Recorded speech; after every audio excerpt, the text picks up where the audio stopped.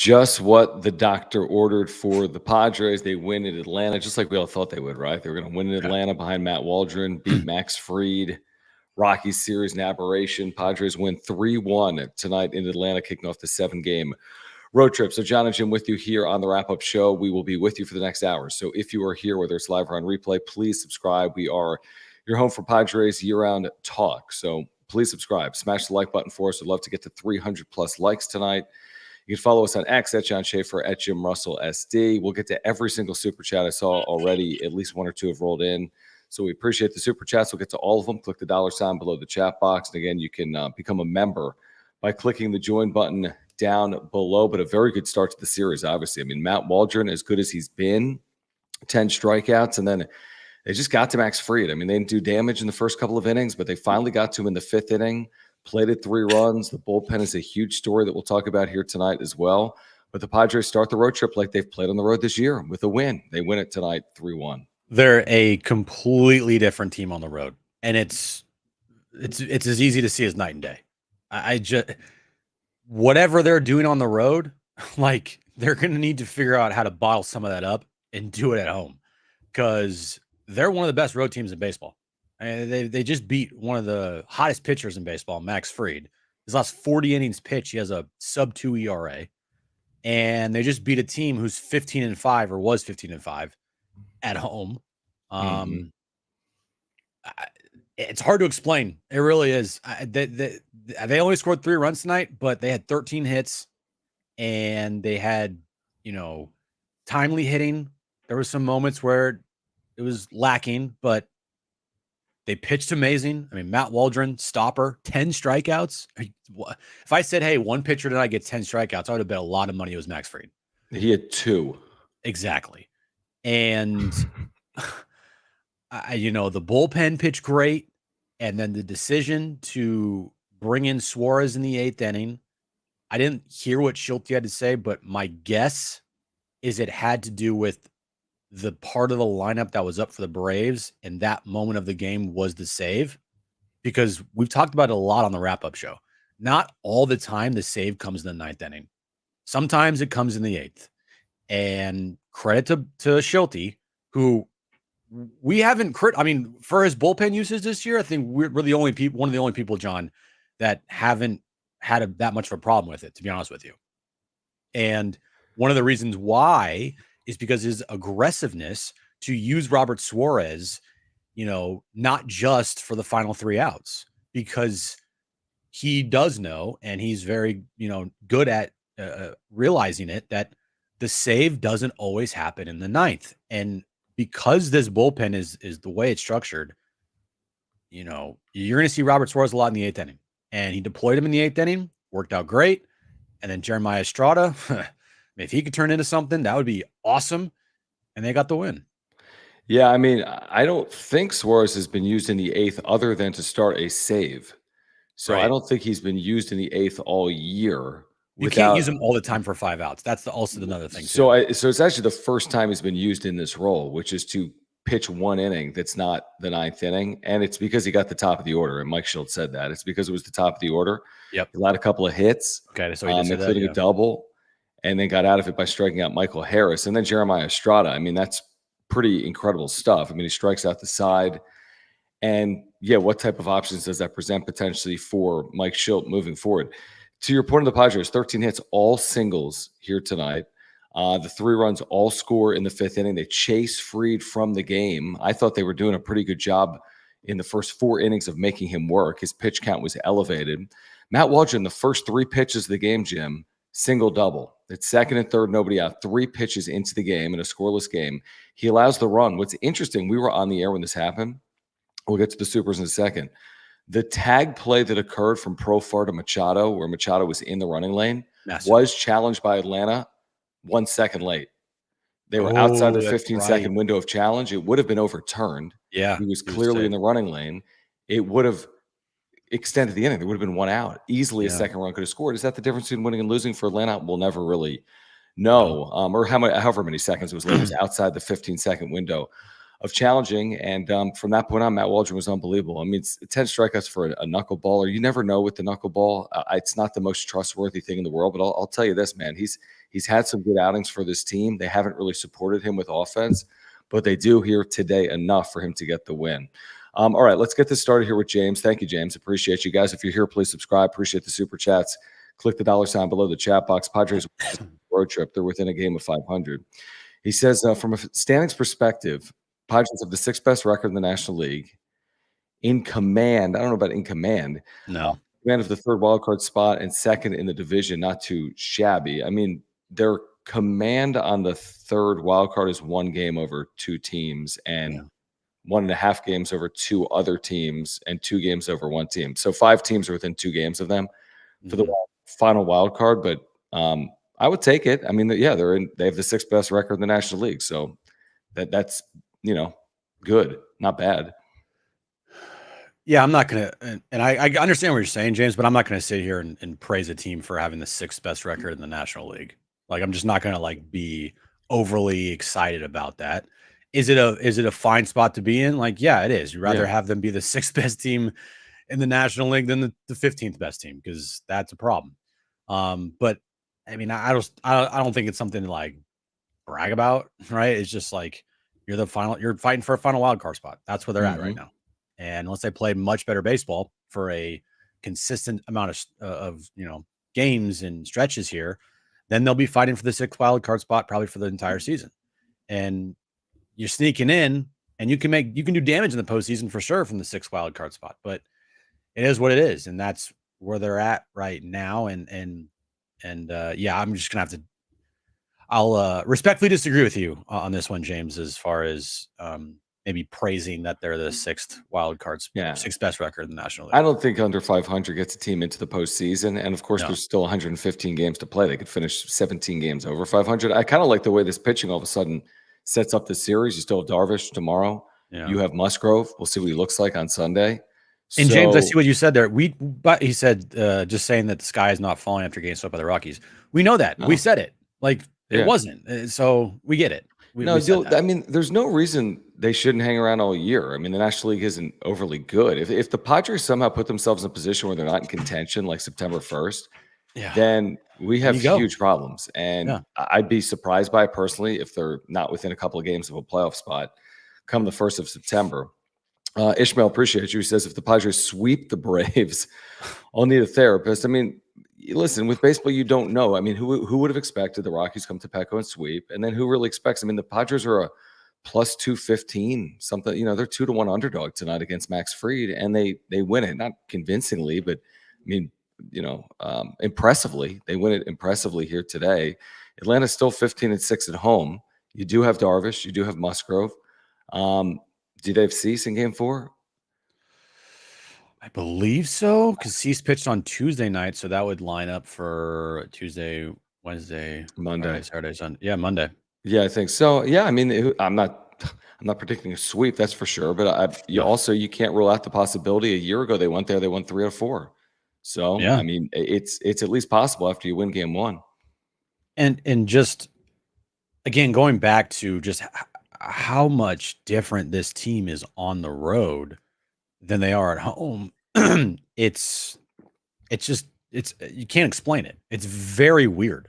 They feel like a team that's always putting on the pressure on the road. Yep. Compared to a team that feels like is just struggling to find something at home, with occasionally good games here and there, but they're definitely not consistent at home. They might have one good game or 2 games in a row, and then they just fall off a cliff, and it looks like they forgot how to play baseball. On the road, it's completely different. On the road, it's it feels like they're putting the pressure on. It feels like they're in more control of the games more consistently. And it feels like the offense at any moment could go out and have these big innings. Yeah, I mean, teams with more home losses than the Padres, let me name all one of them. It's Miami. The only team in Major League Baseball with more home losses than the Padres is Miami. They have 1 additional home loss. They have 17. The Padres have 16, but a 13-8 on the road, you're looking at, I don't know, top 5 road team in baseball, top 6, something like that. So that's really impressive. And honestly, I'll take that long game. I'd rather be winning on the road and struggling at home, because eventually it should even out. The home, you're going to win it. They're not going to finish with a 400 winning percentage at home. A year Hope ago, we were not. saying the same things. They ended up 5 or 6 games over 500 at home. So I'd be really surprised if they didn't eventually get it going at home. I'd rather win on the road out of the gates and feel like it's going to eventually come at home than the opposite. And we'll see if that, bears out or not. Well, and Gus, also appreciate you, too. man.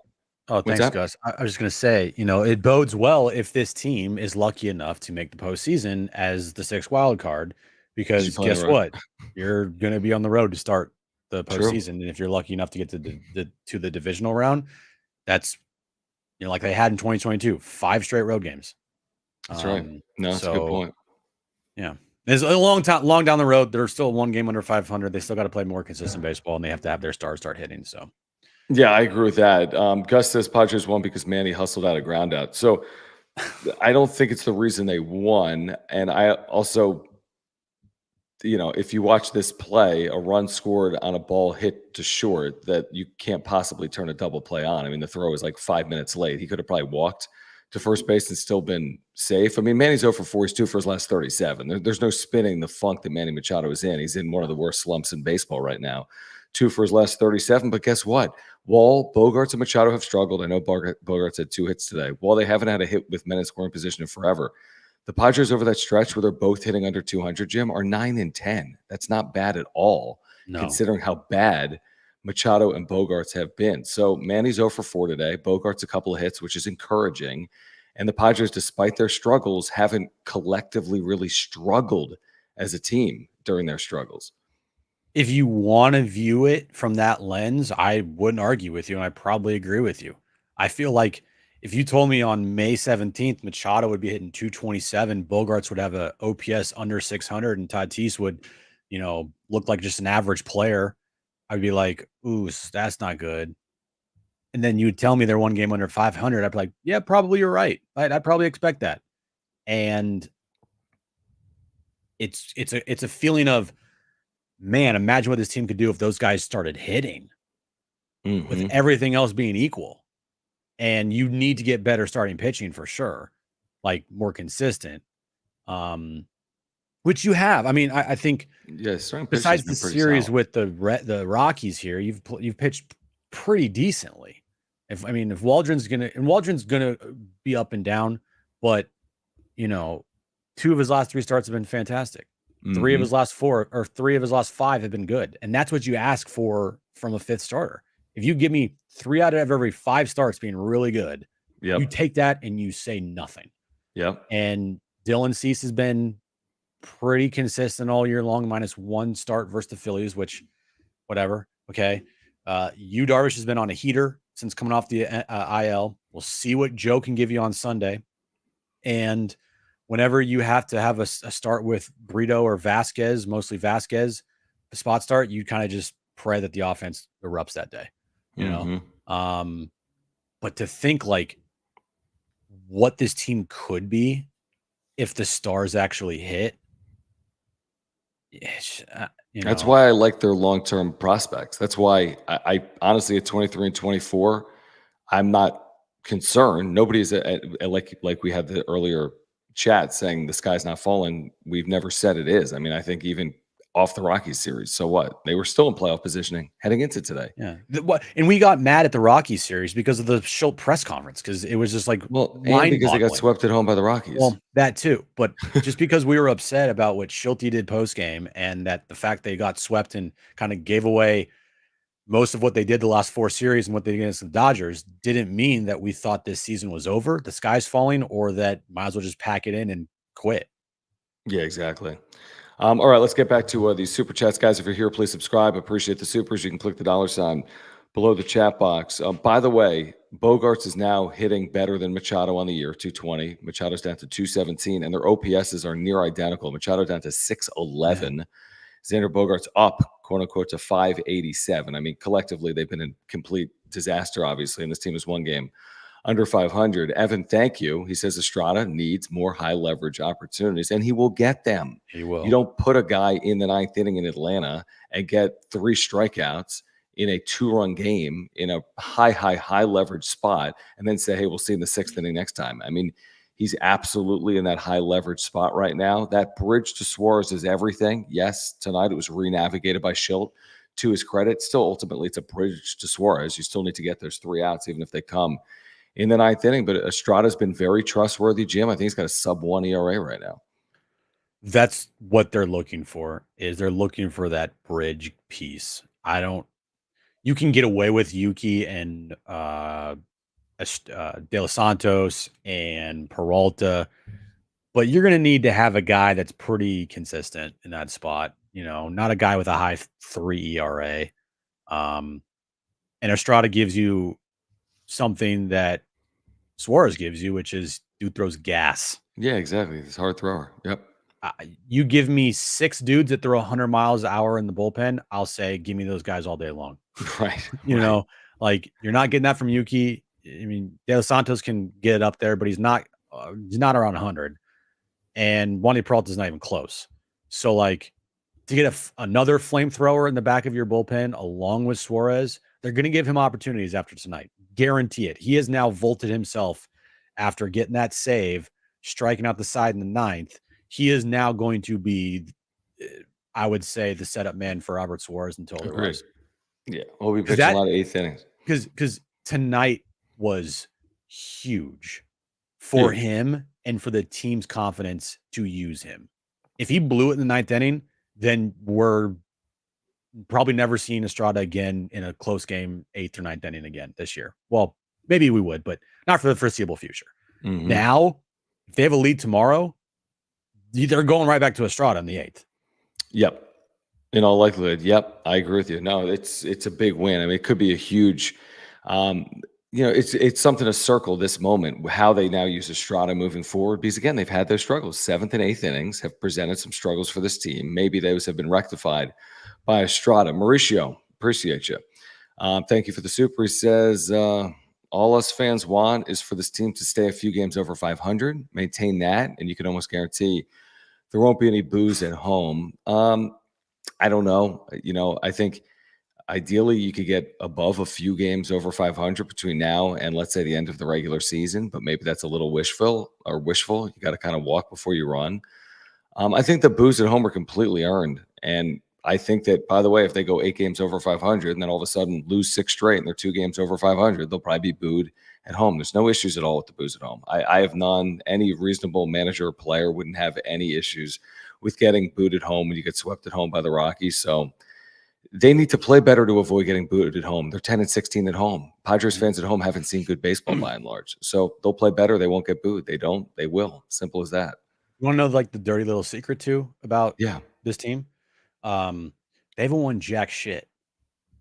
Like this core, Manny, Tatis, right? Like Preller, like they haven't won anything. They made a great, fantastic run the postseason in 2022. Guess what you have to show for it? Nothing. They haven't won a division. They haven't won a World Series. Of course, nobody's won a World Series. I know since 1969. That's my point. Is like, Mr. Padre doesn't have a World Series, sadly. But they also got to a World Series, and they won divisions, and they made multiple postseason appearances. These guys have made multiple postseason appearances. And this guy's a Hall of Famer. I'm just saying they haven't won anything. So, like, win something first, and then if they do, and then people start booing in the future, then we can talk like, hey, these guys have won World Series, like, right. But unfortunately, that's a little bit of a high bar, right? It's a high bar. World Series.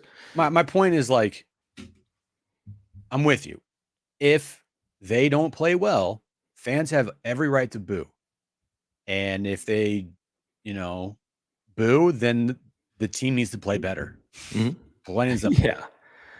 I mean, they're going to draw 40,000 plus by and large. It's crazy. I mean, It's been April and May. This isn't the 75 and sunny every single day time of the year. The kids are still in school, and there's 40,000 people. So they're going to draw 40,000 every night, and hopefully they play better than 400 baseball. Maybe they're under 400 baseball, right? Yeah, 10-16 is under 400 baseball at home. 10-15 would be 400 baseball.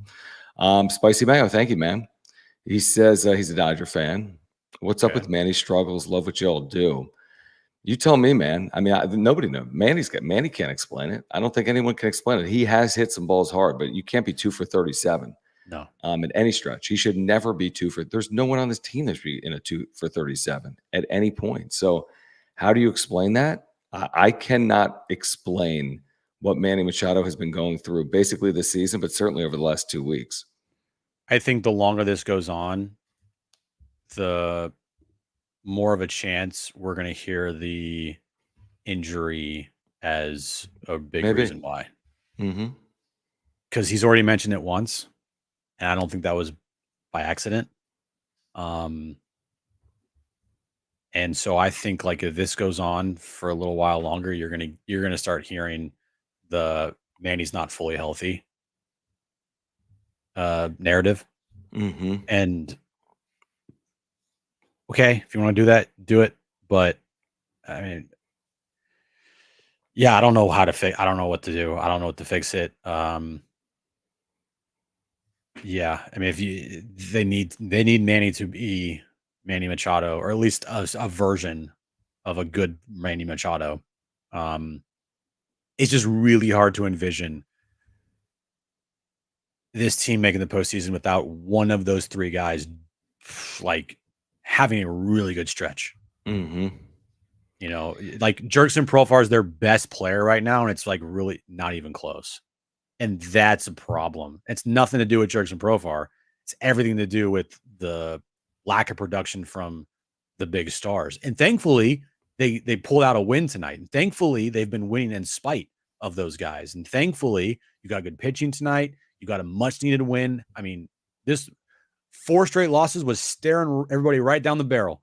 Mm-hmm. And it was gonna be not great, right? And you, I mean, man, pity people in that press conference if they lost 4 in a row for Mike Schilt, the wrath of Mike Schilt, if someone asked the wrong question. But thankfully that didn't happen, and thankfully they got the win tonight, so you don't have to worry about it. But you can't keep winning in spite of Machado, Bogaerts, and Tatis. You're going to have to start winning because of Bogaerts, Tatis, and Machado. Well, I will start saying that one of these is not like the others, and that's for like to lump Fernando Tatis Jr. in with Xander Bogaerts and Manny Machado is probably not fair to Tatis because his OPS is 200 points higher than these other players. I mean, he was on base safely 3 times here today. He's got a 786 OPS again off his career numbers, but he's nowhere near in the same funk that the other two are in. Nowhere near it. No, you're right, and you're right.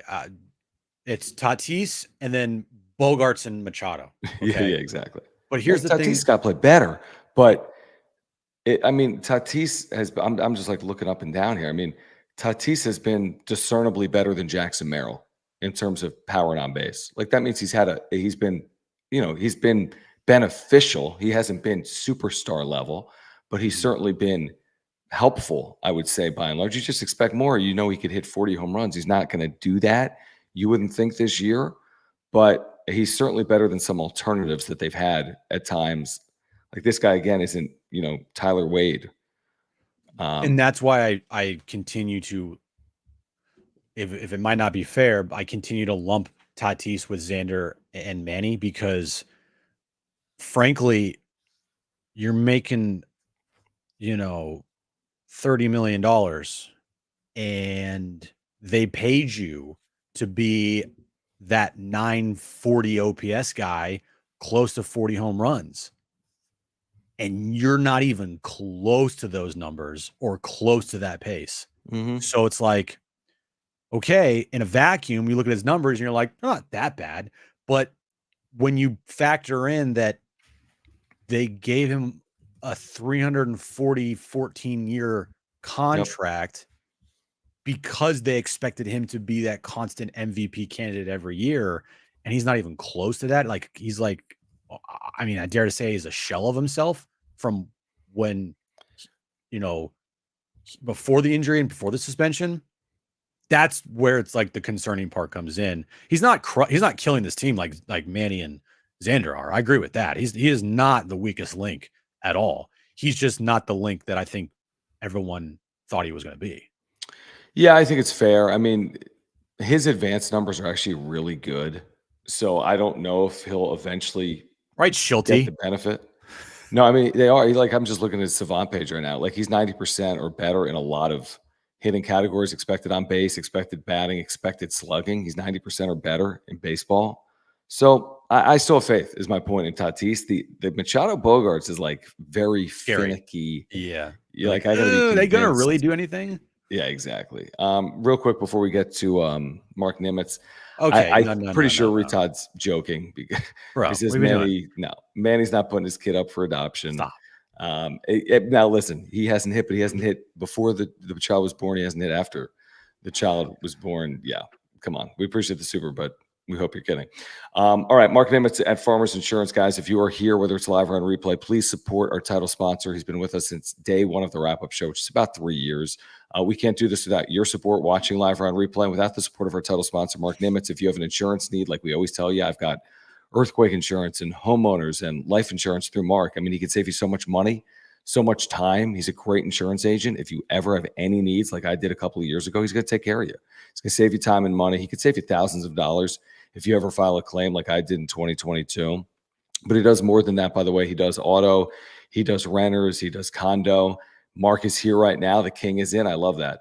Listen, if you've got an insurance need, let Mark save you money. Let him save you time. He'll give you free quotes online. You can call him and get free quotes. He'll talk to you about the Padres. He's pumped like we all are after tonight. So whatever it is, let Mark help you out. If you are in Southern California, if you support the channel, then please support Mark Nimitz. Click that link in the description down below. Before you renew, get in contact with Mark Nimitz at Farmers Insurance. Yeah, on the ticker below, his email address and phone number, mnimitz@farmersagent.com. When you reach out to our buddy Mark, let him know that John and Jim from the wrap-up show sent you. I'll pair a Mark line. I think Mark has said this before, and I agree with him. The days of sitting Arise and Merrill at this point in the season, when they've produced all year, should be over. I'm all for them having an off day. If they play 17 straight games, they can have an off day. But by and large, Luis Arise and Jackson Merrill need to play, whether the pitcher is left-handed or right-handed. They have earned the opportunity, specifically Luis Arise with his career numbers, but they have both, based on this year, earned the right to be in the lineup. They both work today. Arise 2 hits, Merrill 2 hits. These guys got to play. I mean, these are two of the more productive offensive players on your team. There's no need to be platooning guys that have produced. Right. These guys have got to be in the lineup consistently. It was a strange lineup on Wednesday, Right. just because you had an off day yesterday, right? And you're trying not to get swept by the Rockies at home.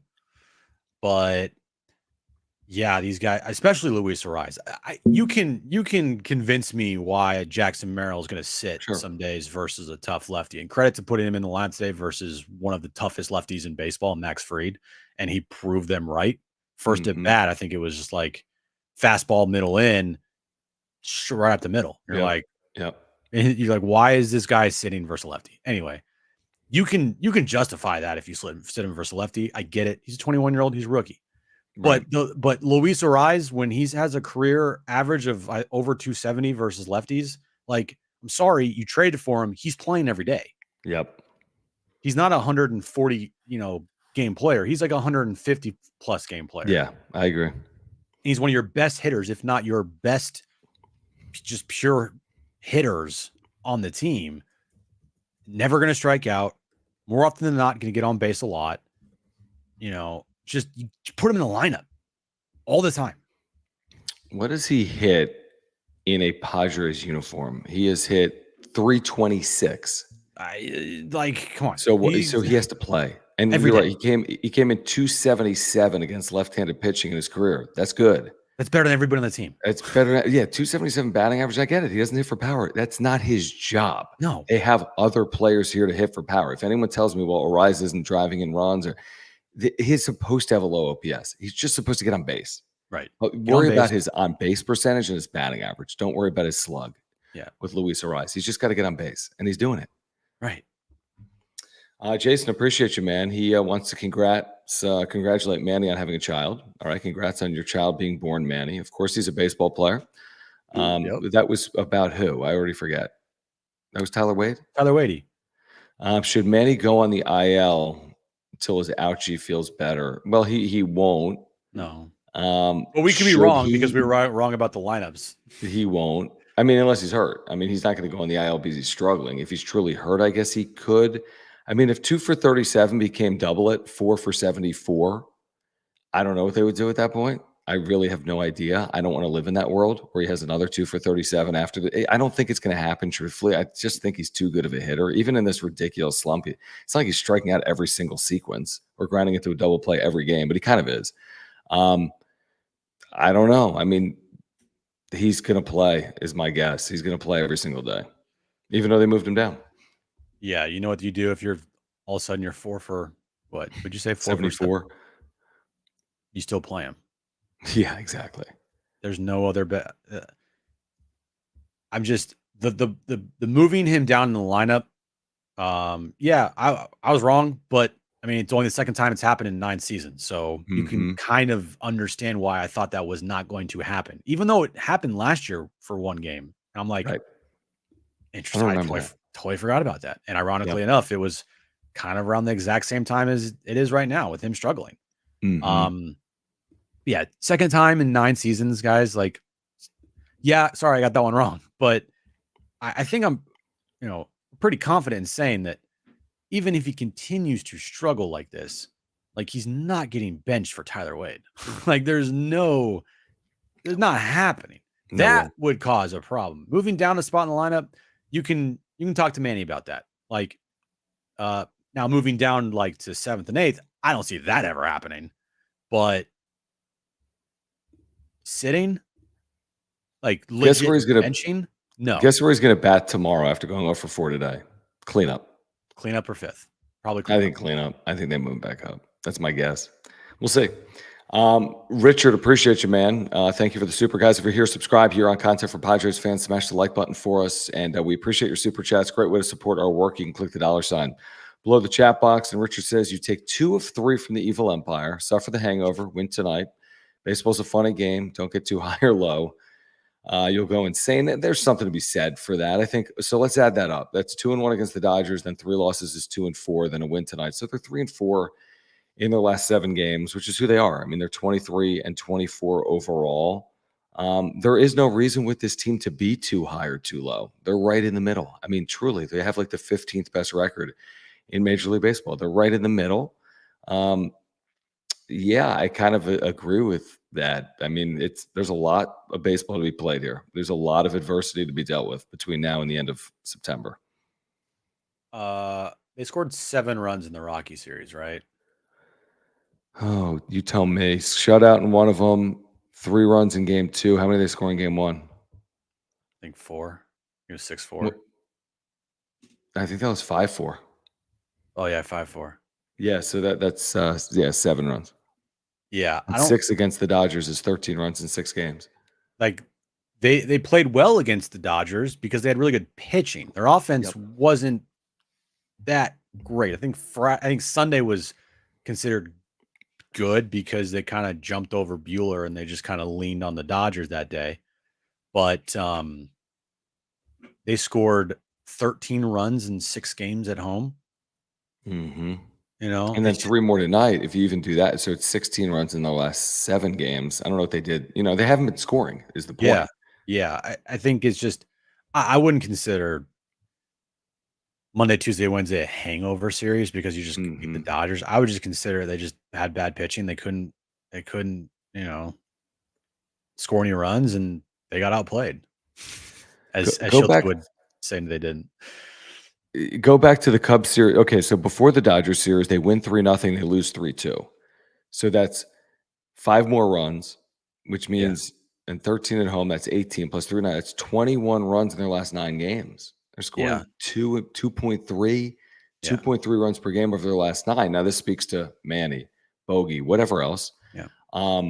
So that's not good enough to consistently win. I mean, they're clearly going to have to score better than they have here recently. Now, they did in April. They did in early May. They had those. And even today with 3 runs, it all happened in 1 inning, which is kind of a staple of the Padres this year. It's not a lot of 1-run innings. It's more like a 3 or 4-run inning catapults them to a win, But tonight, even though it wasn't a 1-run victory, it was a low-scoring game that they won, which – I think it's their fifth time winning this year, scoring less than 4 runs. Okay, right, yeah, like tonight, last Friday, Chicago for one game.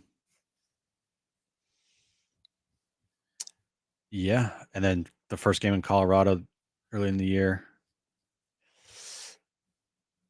You won 8-7 but yeah, it's they don't win many games scoring like less than 4 runs is what it is Yep. here. And tonight was one of Kevin those had like here it is. okay. As the Padres won for just the 5th time this season when scoring fewer than 4 runs, which is a little surprising with Petco and with Cease, Darvish, Yeah. Musgrove. Like you'd think you would be winning low scoring games, Right. maybe because you're just the San Diego Padres. And they got 5 of them. They got 5 wins, and 5 of their 23 wins, they've scored fewer than 4 runs. I mean, it's not no games, but it's not maybe as many as I would have suspected. Maybe that's a credit to their offense, Jim. They've actually scored 4+ runs a half decent amount of time. Hence the fact that they've only won 5 times when scoring less than 4 runs. Yep. All right. Let's get back to this in a moment. We do want to thank our newest partner here on the wrap-up show, our friends at Finleet. They are a local San Diego startup, really cool company. Their offices are right outside Petco Park. I mean, truly overlooking Petco Park from their offices. Pretty incredible view, in fact, right into the ballpark. Here's the easiest way to explain Finleet. Finleet allows fans to acquire a stake in the potential success of real, actual athletes. So, for example, Fernando Tatis Jr., right? I've been saying this recently over the last week or so. Before he gets to the big leagues, he did a deal with a similar company called Big League Advance. He gave up 10% of future major league earnings for a guaranteed amount while he was in the minor leagues. So imagine if you had the chance to invest in Fernando Tatis Jr. before he was Tatis and before he signed that $340 million deal. Well, Finleet has an athlete now who's one of the top prospects in the Texas Rangers organization. His name is Shedry Vargas, top 10 or 11 prospect. And Finleet gives you the opportunity to support a prospect and get paid a piece of his future earnings. One point, he was the top prospect in the Arizona Complex League. He signed for just like $10,000, and the money that's being raised is going to allow him to focus solely on baseball year-round. But you can see on their website, I'll scroll down real quick, you can find out what your investment could return. You can invest as few as $96. And again, you're paid dividends based on his potential earnings in the major league. So you have a potential return, and you can see if you invest $96, what you could potentially earn. If you invest $400, what you could potentially earn. But really cool because an opportunity to invest in a real athlete that has a chance to play in Major League Baseball. This is their first athlete. They hope to have more in the future as well. So if you're looking for more information, if you want to invest, click the link in the description down below. Real quick there, John, on the return scenarios. $96. What's the return scenario for him if he made the big leagues? Well, $96 if he becomes Ramon Santiago, your return is $154. So like 1.5 time return, which is a really good return on any investment. But if he becomes like Elvis Andrus, that'd be nice. Then your $96 becomes $1,610. Therefore, like 16 times your, you make 16 times your money. Right. If he becomes Adrian Beltre, that'd be nice. Then you get like 34 times your investment. So I mean, think about that. I mean, you invest it's like a stock. If you invest $1,000 in stock and walked away with $34,000, you'd be like, oh my gosh, that's one of the most incredible investments of your lifetime.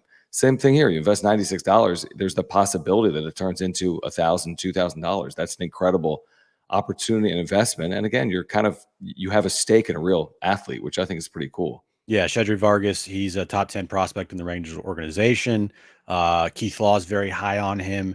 And by the way, this local company, one of their advisors, everybody knows him very well, Mark Grant. So Mark Grant is an advisor of Finleet.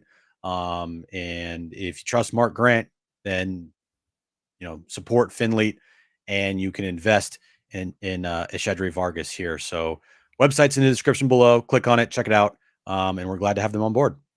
No doubt about it. All right, so back to the conversation here. I mean, I'm glad we touched on earlier that the thing that with Mike Shildt that's the most confounding is we agree on this. I actually like him a lot as a manager. I like his in-game managerial style. Mm-hmm. I don't feel as if the Padres are getting beaten, quote unquote, by the opposing manager often, if at all. The stuff post-game is just a little odd. We've said it from day one. The funny, the Shiltyisms and the nicknames. I mean, even when things were great, it was still kind of odd. And then how he's spinning things when they're not going great, to me, just doesn't make any sense. But if you take that away, which I think is fair, because Padre fans are concerned with how many games they win and how many games they lose, I think he's been a more than fine manager. I think he's actually been a very good manager. I think he's a very smart manager. And I think I give him credit for today. I give him credit for Waldron gets yanked, pitching well at 5 2/3, and he's able to navigate this thing effectively, even get creative with Suarez in the 8th inning. On the road in Atlanta, sellout crowd. They're 15-5 at home with that capable offense. Mike Schilt gets a lot of credit for this win, in addition to the way some of these guys pitched and some of the timely hitting they had in the 5th inning. Now, it takes a player to agree, like Robert Suarez has agreed to be used pretty much any type of scenario late in the game. 5 outs, 4 outs, give me the 8th inning. Like, it takes the player to agree to that. And so that has to be checked off the box first before you can start implementing those strategies. Last year, Hader did not agree to it. So Melvin could not do it. And I would bet you a lot of money Melvin would have done not similar to what Schultz doing with Suarez, but I guarantee you would have seen Hader in the 8th inning a lot more last year for sure. And so the first thing, it takes the player. So once you get the player on board and once the player agrees to it, then the manager is going to look better if the player performs. And right now, Schulte's looking better because Robert Suarez is lights freaking out. He is arguably, and I haven't looked at all the closers in baseball, but I would take him over almost anybody right now. Maybe Mason Miller I would take just because of the sheer dominance, but Robert Suarez isn't far behind. I mean, you look at his numbers, and they're 0.4, freaking nasty. So he had a couple of hits today, but no runs. This team, I think, has 3, 4, 5 extra wins because Schulte has been aggressive with Robert Suarez. Yeah, you could definitely argue. Yeah, I mean, Suarez has been incredible.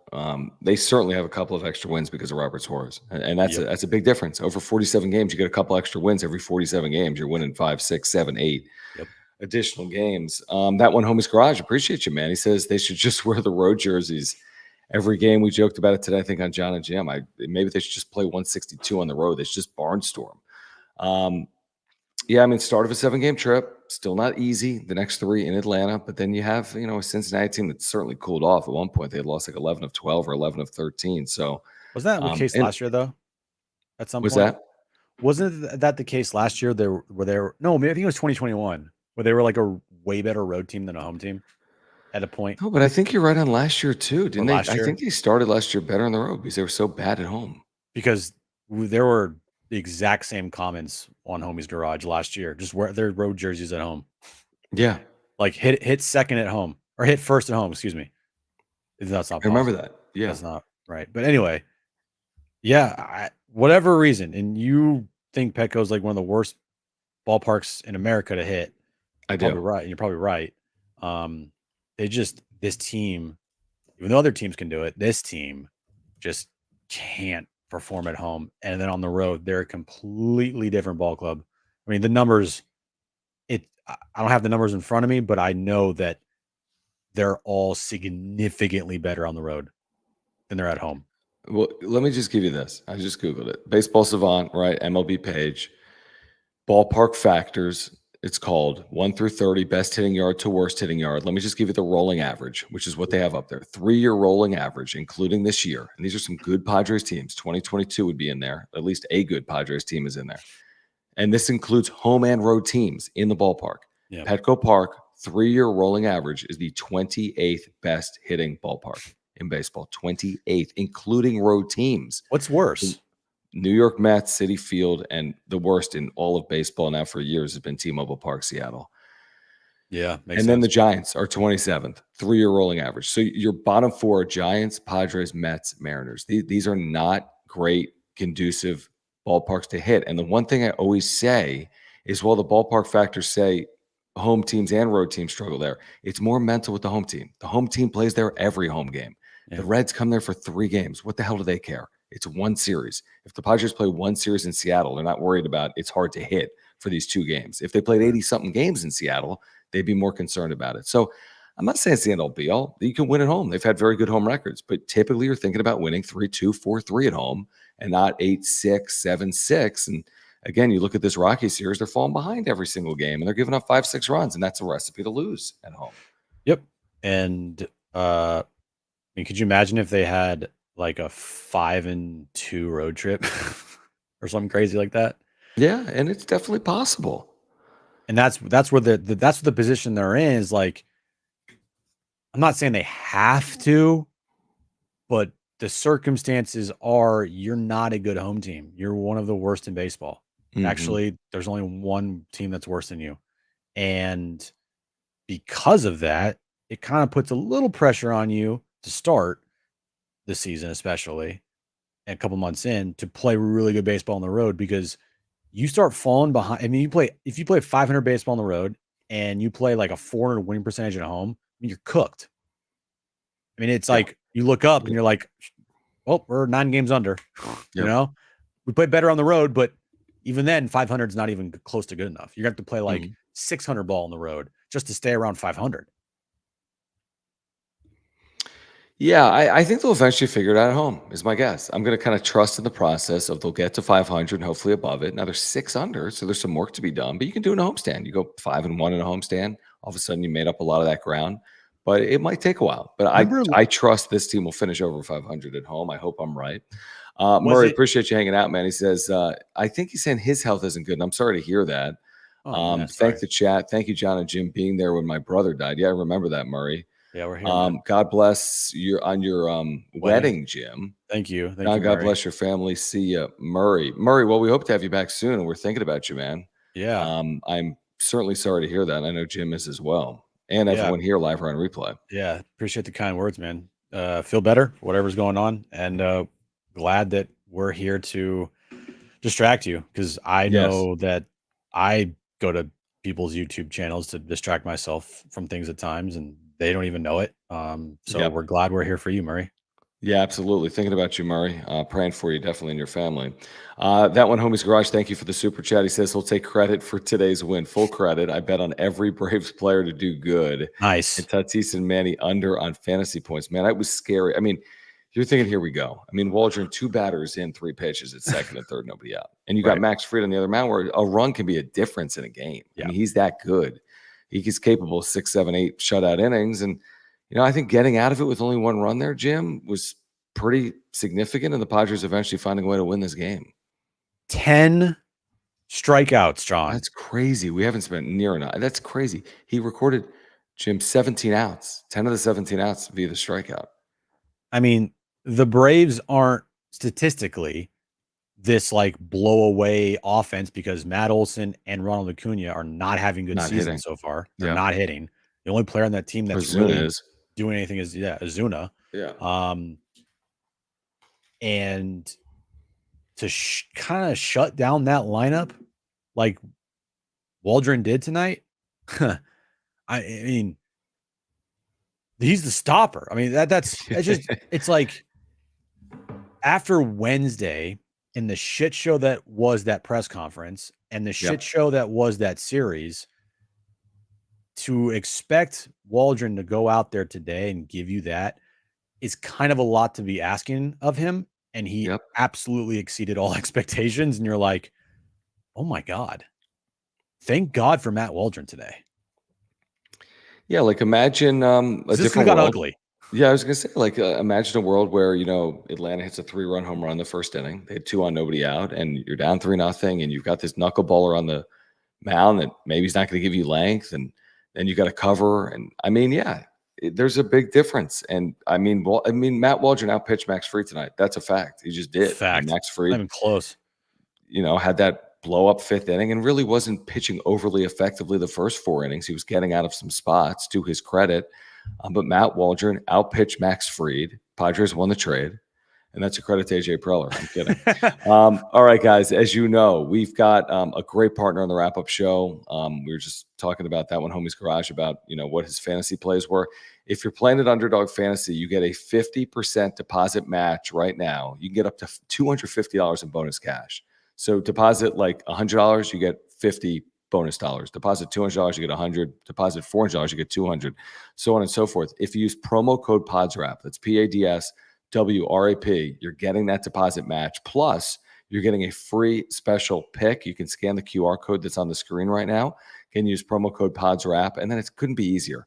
These pick'em games are incredibly easy and simple. It's a simple higher or lower, as simple as saying Luka Doncic, or however the hell you say his name, higher than 28.5 points. And maybe Scotty Scheffler.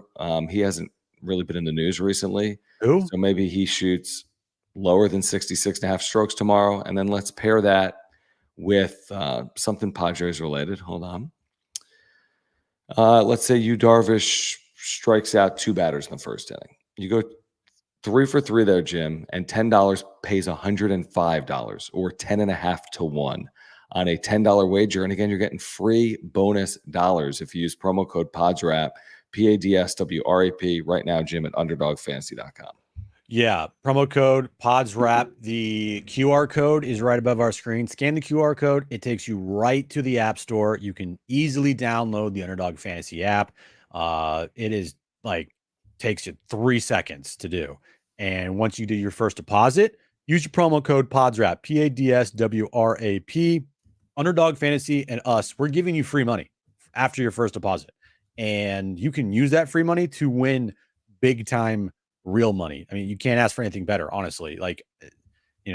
Nothing you deposit some money, you get free money back, you can win real money. I think that is the best outcome possible. So download the app, QR code above my head, promo code PODSWRAP, and go win some big money. No doubt about it. I'm trying to think. I'm looking at actually the Braves recap, some quotes from Brian Snitker, their manager. Their catcher, Travis d'Arnaud, left this game after getting hit in the mask. He's had a lot of concussions in his career.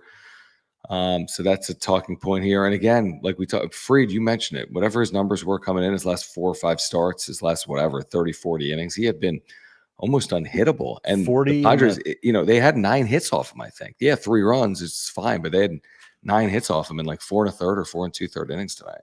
40 1/3 innings pitched. I don't know how many starts that was. And a 1.76 ERA. Last 40 innings coming into tonight. Wow. Yeah, Padres offense is weird. Again, we just talked about how they struggled to score at home. It's not like they scored 100 runs here today.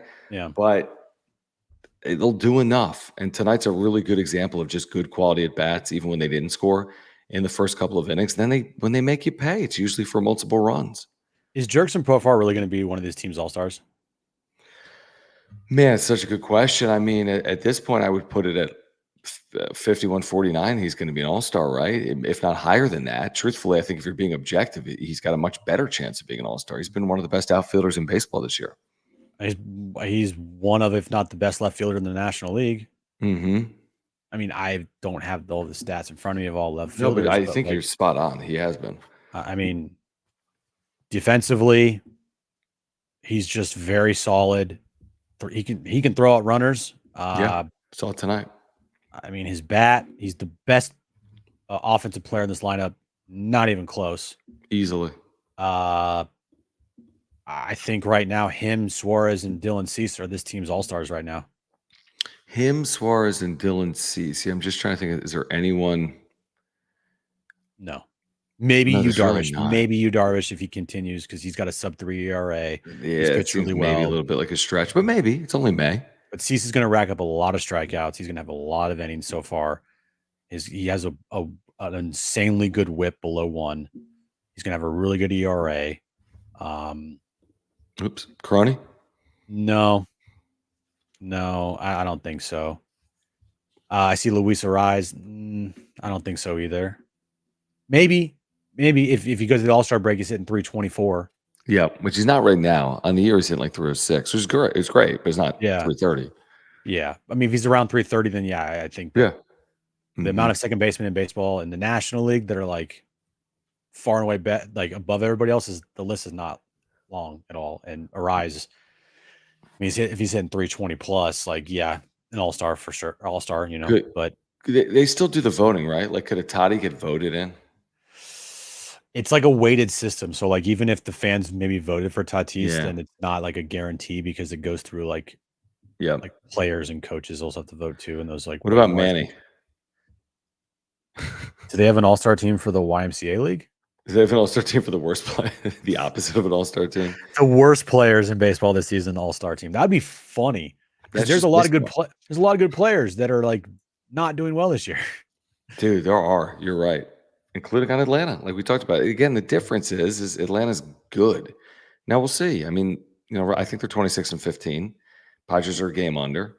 But again, I'm less concerned. If the Padres are 26 and 15 with identical performances, I'd be like, wow, they're 26 and 15. Right. I mean, you wouldn't be living and dying as much on Bogarts' struggles if you're 26 and 15. Right. But they're not. They're 23 and 24. I mean, they're not buried in the division, but they're 7 games out. Less than a third of the way through the season, you're 7 games out. I mean, do the math on it. Pacing to finish 20 plus games back in the division. So, I mean, you're fighting for a second or third wild card, right, guys? I mean, Atlanta's going to be at 10, 20 games over 500 at a minimum. Philadelphia's going to be 10 or 20 games over 500 at a minimum. And then there's a couple of wild card spots. Maybe the Padres could be as good as the 5 seed. Possible. Maybe they could secure the 6th, or maybe they're on the outside looking in. But I think that's probably what you're looking at. You're looking at that second wild card, that third wild card, contending for those 2 spots. Nobody sees the division. Nobody here. The most optimistic Padre fan doesn't see that, and I don't see that top wild card because I just think Philadelphia and Atlanta are good, and I think they could bolster when we get to July as well. Yeah, I agree. My 2 cents on it. Your 2 cents on it. Guys, if you're here, if you're looking to get healthier, make sure to check out our friends at Aura, ora.organic. If you're looking to get healthier like we all are, they have plant-based nutritional products. Every single one of them is plant-based, including the probiotic, which I love. I take it every day for digestion. It's an amazing product. They have pre-workout supplements. They have proteins for after workouts. They have omega-3 oils. So if you take fish oil, you can take the omega-3 oil from Aura that's plant-based. You get all the same health benefits. They have immunity pills, sleep pills, which I take. Really an amazing company. And they have much, much more. Will, their co-founder, is a huge Padres fan. They're based in San Diego. Offices right here in San Diego in Liberty Station. So if you want to support the channel, if you want to get healthier, check out all their products at ora.organic or click that link in the description down below. Yeah, if you want to live a healthy lifestyle and you don't know what supplements to take or where to go, Aura is the place for you. www.ora.organic. They have the best supplements, cleanest supplements on the market, organic, plant-based. Check them out, www.ora.organic. Let's do it again Sunday night. I mean, tomorrow, I kind of like your chances. Yu Darvish 3-1 with a 2.43 on the mound for the Padres in game 2. Bryce Elder, 4 games, got 4.79, 1.65 whip. It's at least an opportunity. I'll tell you that. It's at least a decent opportunity tomorrow in Atlanta for the Padres. Then we get to see Joe. We haven't seen Joe in a while. Hopefully we see him Sunday. I said it yesterday in the 5 o'clock hour, John and Jim. Like this, I just have a good feeling about them on the road just because they played better. Like they're just a better team on the road. It's weird. Yeah. It's a weird feeling to have, but because of that, you do have optimism. And I think we're talking about, would you take 3 and 4 on this road trip? And I go, yeah, I don't know if I would take 3 and 4 on the road trip because they've been playing good on the road. So it's like, you're just kind of conceding to them not having a good road trip when all year long they've been really good on the road. And so it's like, no, I wouldn't take 3 and 4 because I have higher expectations for them because of how they played this year on the road. So off to a good start. I think 4 and 3 at worst, right? And if you happen to get to a point where you have an opportunity to have a 5 and 2 road trip, then I wouldn't be shocked because of just how they played on the road. Yeah, I mean, I'm with you. I think 4 and 3 is pretty reasonable when you win game 1. I mean, you're asking them to win 3 of the next 6 games in Cincinnati and Atlanta. Who knows, man? With this team, it's hard to predict this, but I think I feel decent after game 1, considering Yu Darvish is pitching in game 2. And all of a sudden, I mean, you win tomorrow and you're in a good spot with the road trip. I mean, you're in a good spot to win the first 2 games in Atlanta if you can win tomorrow behind Yu Darvish. We'll be back Sunday night, guys. Join us 9:30 Sunday night as we wrap up game 3 of the series. It's a wraparound series, so they play again on Monday. But we'll be with you Sunday night at 9:30 as we continue here on the wrap-up show. Please subscribe. trying to get to 6,300 subscribers. So if you're here live or on replay, we really appreciate you. If you're a Padres fan, if you want year-round content, we do this for you all year long, in season and out of season. Please subscribe. Hit the like button for us. We'd love to get to 300 likes here tonight on this video. Follow us on X at John Schaefer, at Jim Russell SD. If you're here on replay, thank you for the super thanks. Thank you guys for the memberships as well. Thank you to our partners, Mark Nimitz at Farmers Insurance, our new partners, Finleet, Oro, we just told you about, if you're looking to get healthier. And then again, scan that QR code if you want that 50% deposit match at Underdog Fantasy. Use promo code PADSWRAP. That's PADSWRAP. For Jim, I'm John. Padres win in Atlanta. This has been the wrap.